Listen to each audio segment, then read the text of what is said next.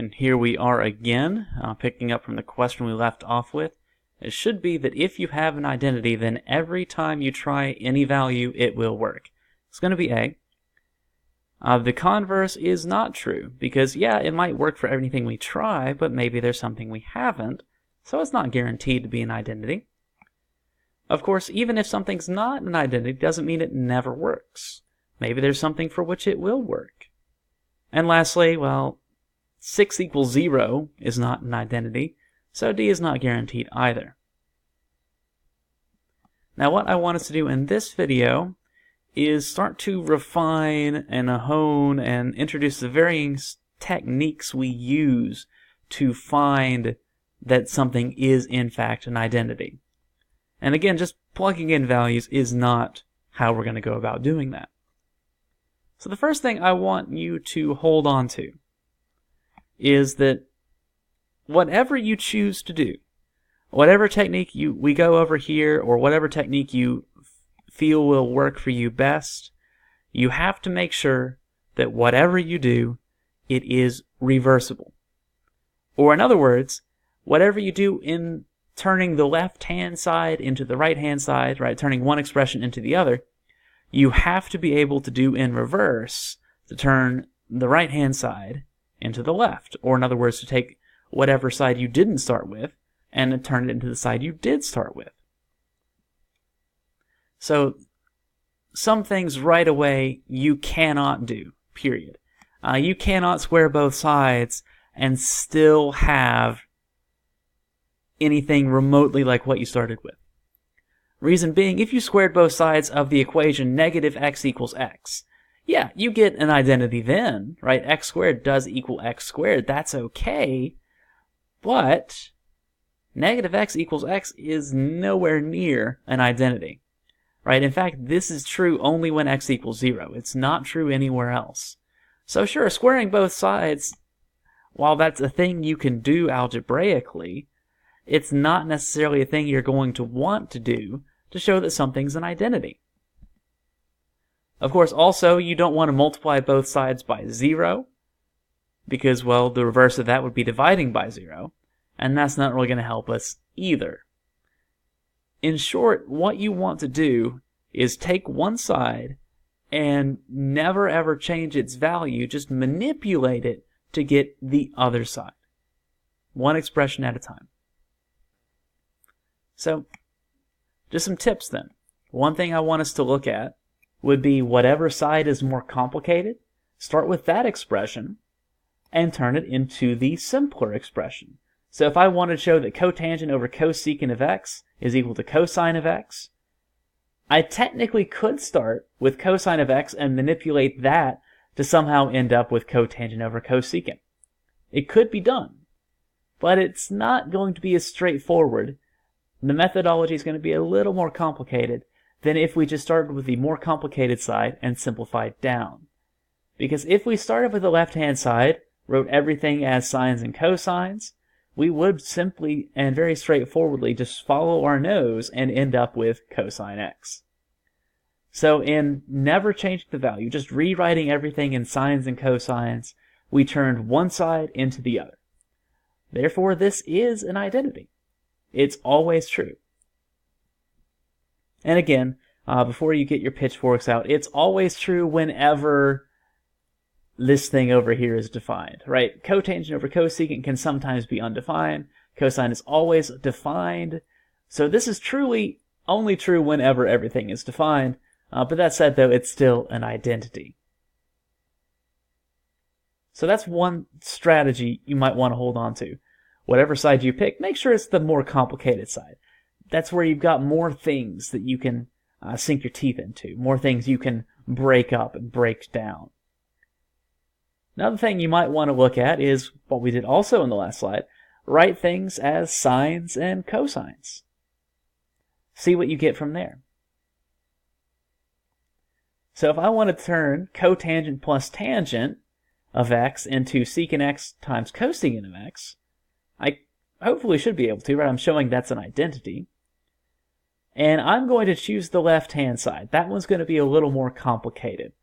Reason being, after you write all this stuff in terms of sines and cosines, I've got a sum of two fractions with different denominators. I'm going to have to get those to have the same denominator before I can add them together.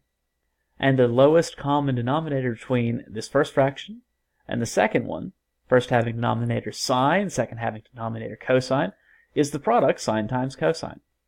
So after some manipulation, I end up with cosine squared plus sine squared of x all over sine cosine of x. Well, this numerator, again by the Pythagorean identity, is 1, leaving us just with 1 over sine times cosine.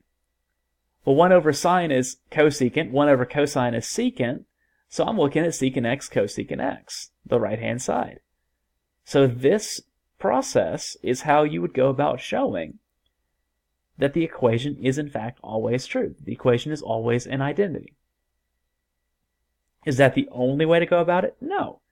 You could have instead started with the right-hand side, rewritten as 1 over sine times cosine, had the insight to write this out, had the insight to split up that fraction, had the insight to then cancel things out, and you would have ended with the right-hand side. Right? That's part of why identities are true, is because they're reversible. You can go from one side to the other, or you can go from the other side back up to the first. Now, as far as what is easier to do, that's entirely up to you. For me, at least, I prefer taking the more complicated stuff and breaking it down. It's easier to break down than to build up. And of course, also now, if all else fails, maybe it also gives a better sense of insight, let's rewrite things when we have to as sines and cosines. So that's another bit of advice. Also, as we just used in the last slide there, use existing identities. There's no reason not to, right? Using an identity, which is itself always true, can be very useful in showing that other equations are always true. And this one you kind of had to play around with. There's a few dead ends with this identity right here, right? 1 minus cosine squared times 1 plus cosine squared. Is that going to equal 2 sine squared t minus sine to the fourth t? And I say there could be some dead ends with that because, well, you could try multiplying all this out. You would have 1, you FOIL, plus cosine squared minus cosine squared minus cosine to the fourth. So one way you could try is expanding this left-hand side out and getting 1 minus cosine to the fourth of t, and then trying to turn that into this thing right here. It could be done, but it might be messier than if we just left this as is and did some substitutions using the Pythagorean identities. Right? 1 minus cosine squared t, that's just sine squared t. And cosine squared t, that's 1 minus sine squared t. And so making those substitutions, I can turn the left-hand side into the right. And this is something that's going to be more and more useful the more and more identities we have. Because right now, all we have access to is the Pythagorean identities and the even-odd identities. But as soon as the next video, we're going to add in still more identities into the mix. So using identities will become increasingly powerful because we'll have more that we can use. But it's never anything to shy away from. So we've got, start with a more complicated side, write things in terms of sines and cosines when that helps, use existing identities when that helps, and also